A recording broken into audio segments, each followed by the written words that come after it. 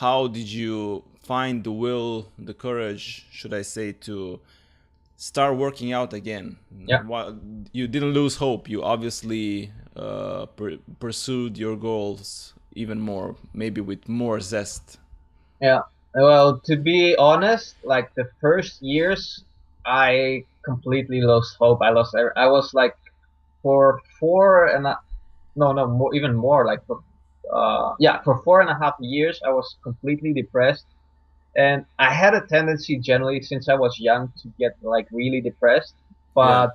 But the way I dealt with that was exercise. Whenever I felt like sad, I would go run for 2 hours in the mountains, and after that I felt awesome. So depression went away, and that's how I generally dealt with negative feelings and all that in my life. And suddenly I couldn't do that. I couldn't run, I couldn't exercise, and the whole thing overwhelmed me. And for 4.5 years, I was like really down, really depressed. I ate really unhealthy. Like I didn't care about my health or that.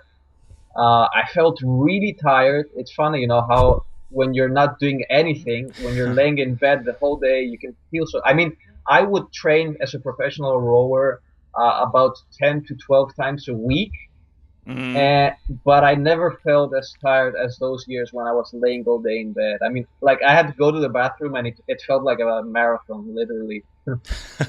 Yeah, I can imagine that.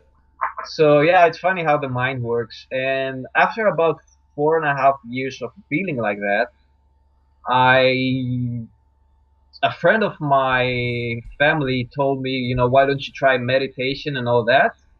And I was like, I said politely no, but in my head I was like, Cartman from South Park. I was, what's that hippie bullshit,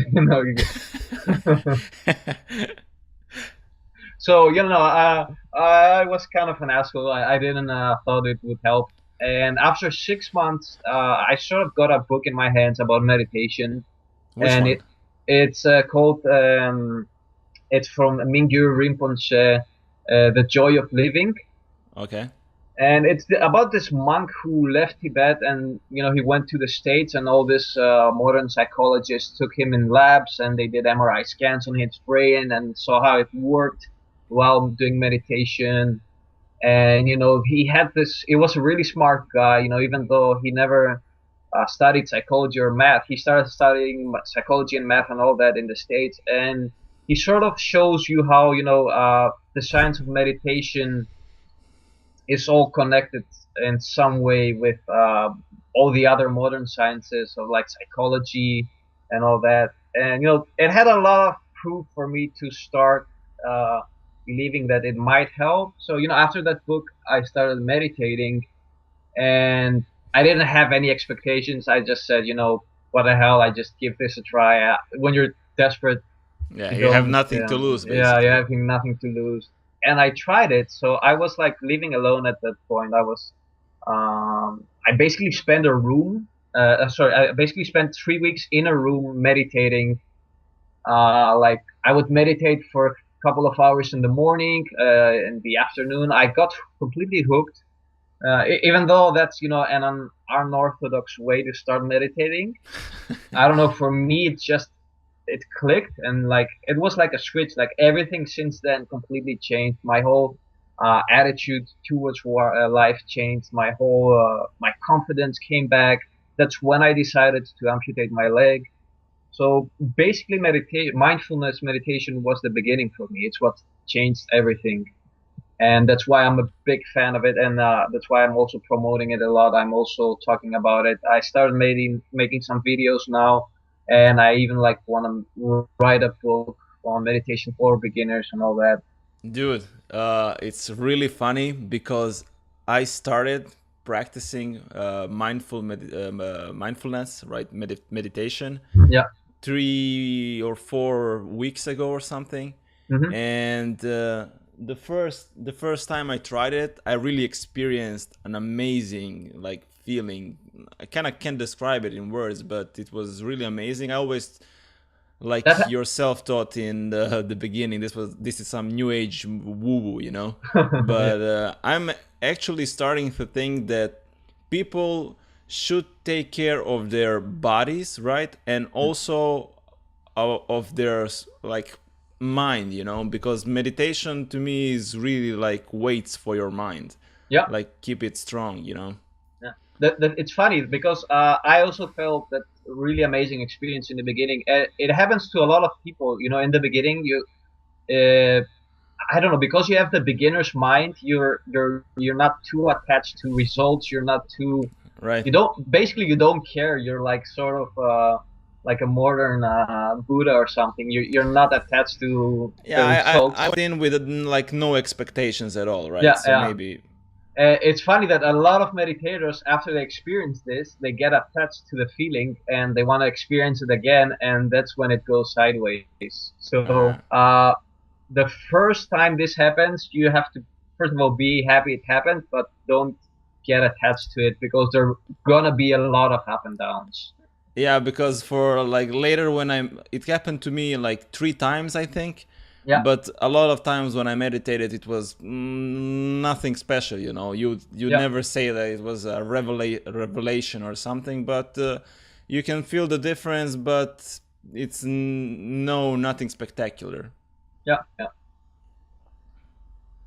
So yeah, just keep on doing it and know that there are gonna be a lot of up and downs, but in the end, for example, I even stopped a lot of times, and every time I stopped, like I sort of got cocky, because suddenly I sort of felt like I had this superpowers, even though for someone else what I was doing wouldn't be something amazing, but for yourself when you're getting out of your comfort zone and you're attempting stuff you never did before. For example, I started doing YouTube videos, even though I'm like one of the most introverted persons in the world. Yeah. Just doing a YouTube video for me and posting it out there was like a huge leap. And and after that you get sort of cocky. You think that okay, like I can have this mode now. I don't need meditation, and you quit on it, and then you realize that everything goes to shit, and you have to start it again. So it's a big journey. I think it's part of the journey to sort of fall off the wagon, but you will definitely realize that you need it a lot, and you're just gonna start doing it again. So yeah, don't So don't quit on it. so basically, you think that meditation is really like crucial for kind of sticking to. So how did meditation help you like get back into the strength training routine? Well, I first of all, my thinking was so blurry at that time. After the whole depression and all that, I couldn't focus reading a book. For example, I couldn't read more than a paragraph. I would get lost into thoughts. And like 3 weeks after meditation, I was reading a book a month, and 6 months later, I was reading 3 books a month, which is like amazing for someone who hasn't read 3 books in his whole lifetime besides school. And now I'm addicted. If I don't read a book a month at least, I feel like I'm not doing anything. So yeah, I think it's the basis for everything. Having clear thought and structure is the basis for anything you want to accomplish. No matter if it's a good diet, if it's a workout, if you're not focused, if you let your emotions get the best out of you, you will always skip your workout. You will always quit on your plans and goals. And I think meditation it's your ground. It's the basis of the pyramid. You need it in your life, and that's why I recommend it to anyone. Oh, great. And so basically, how was it to start training again? I mean, without a leg, it's kind Yeah, of. yeah, I know. So you're big on body weight exercises. I mean, the name of your website is Homemade Muscle, right? yeah. So, how come? How it came about? Like, how did you come across with body weight exercises? Have you tried regular strength training, like barbells and dumbbells? Yeah. And what made you like become in love with bodyweight exercises? Well, I did a lot of weight training growing up because I was a rower, and rowing is a semi-endurance sport, so you have to do everything. You have to run, you have to lift weights. Actually, I Yes. trained rowing also for 3 years. Yeah, yeah, yeah. Cool, pretty cool. I remember you told me. Yeah. So yeah, anyway, continue. You know what a hardcore sport it is. Yeah, it's one of the, well, I kind of played a lot of sports in my life up till now, Mhm. and I think rowing has got to be the most intense sport ever. Like Yeah, rowing for a couple of hours, oh my god, yeah, your hands are full of bloody blisters and your back is killing you. You're like your nervous system is drained, and doing this basically almost every day, right? I mean, yeah. not with the same intensity, but still. Yeah, it's pretty hardcore. So I did a lot of weights growing up. We always did pull-ups. That was the bodyweight exercise. We did always pull-ups and push-ups. The bigger guys in our team always would punish us with push-ups. So I did a lot of push-ups growing up. Uh, so I'm 4.5 years after my accident. I haven't trained in all the time. My body is completely untrained, and I'm sort of like how do you call it, skinny fat, Okay, because I didn't same eat that here. much. I just ate crap and I didn't move, so and at that point I had a full leg cast. I even have like a video where I'm training with a full leg cast, so it's above my knee, and my amputation is in 6 months. I haven't had my amputation yet, and I think that I decided I want to get in shape after starting meditation. So I think, what can I do? Going to the gym is not that convenient. I decided to train at home. I didn't even have a pull-up bar. Like, I just had this door frame where I can hang.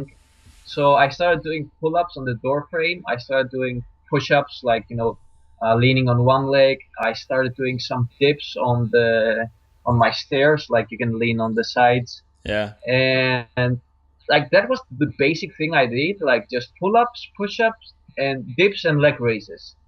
And I just did it a lot, and like I saw results, and I thought, wow, I mean, just doing the simple stuff, and getting these results is pretty And cool. Anthony, one question now I pop, like for most part of my training life, should I say, Hmm. especially when it comes to strength training, right? Uh, I bought the idea. I don't know whether you read about Stuart McRobert, like starting Beyond Brawn or some. I think is the name of the book. Basically, he says that you should not work more than 3 times per week because blah blah overtraining. But when Hmm. you were doing bodyweight exercises, you said you did them a lot, right? Yeah, in the beginning, I did it every day. I didn't care, I just did it to get to feel good. I didn't focus on results of that. So I did it the But first you month. didn't overtrain, right? That's what I'm Uh, trying to say. Or no, no, no, because I kept like the intensity moderate. right, So right, I mean, training, it depends. How many days should you train? You can train every day if the intensity is appropriate. right. I mean, if the intensity is high and you train every day, yeah, of course you're gonna get burned out. I mean, you have people like Pavel Chachulin who recommend working out every day but keeping the intensity low. Right, yeah. There are a lot of philosophies, and everything works, especially in the beginning, of course. So after like a month, I said I'll do this more. I'll start structuring this. So I did it 3 times a week. I increased the intensity, and I improved my diet. That was like after the first month, I started reading a lot about dieting. So I was eating really clean at that point. I was doing intermittent fasting in combination with paleo diet. Okay, so how did an average day of Anthony's diet look like? It was like extremely simple. Like, I was also on a low budget. So on average, I fasted 16 hours per day. So my last meal was at 8 o'clock at night, and the next day I ate usually around 11. And my first meal was always after my workout. I had eggs. And some people might be scared now, cholesterol and all that. Nah, Uh, it's a myth. Although it's a myth, and the latest studies have shown, that eggs are a perfectly healthy food, I and mean, your body produces cholesterol by itself, so yeah. It's mostly the endogenous Yeah. cholesterol that causes the damage. So uh, vegetables and 5 eggs every morning around 11 o'clock after my workout. After that, my second meal was usually some Greek yogurt with honey. My third meal was some fruits and nuts, and my last meal of the day was usually something high in protein, like a steak and vegetables again. So, did you eat carbohydrates after your workout, or? Very few carbohydrates. Actually, I did a quite hardcore paleo diet for a month, That's actually like and ketogenic diet, kind of. yeah, and ketogenesis can be quite a high as well. Okay. Quite a high. Like your energy is above the roof, and it's not because of the paleo diet. It's because you're on a caloric deficit, Right. and your body is producing a lot of hormones like Adrenaline. adrenaline Yeah. and yeah, epinephrine, all that. So like I was experiencing a great high due to the low calorie intake, and I credited that to paleo diet. I sort of became like uh, a fan of paleo diet. I thought that processed Evangelist. I thought that processed food was bad and blah blah blah, and carbs were bad. But it was the story I believed in at that time, and it helped me achieve my goals, so I just went with it. And after 6 months, I had my operation, a amputation. My doctors told me to take it easy. Told me to take it easy for 3 weeks. I rested for 3 days and I started training again at home, which was I don't recommend people who have surgeries to train 3 days later, but that's what I did anyway. Yeah. Um, and that's when I started. After my amputation, I started my YouTube channel and I started structuring my workouts a lot more. I started getting a better image on what is a good diet, and my approach to exercise and dieting became a lot more evidence based.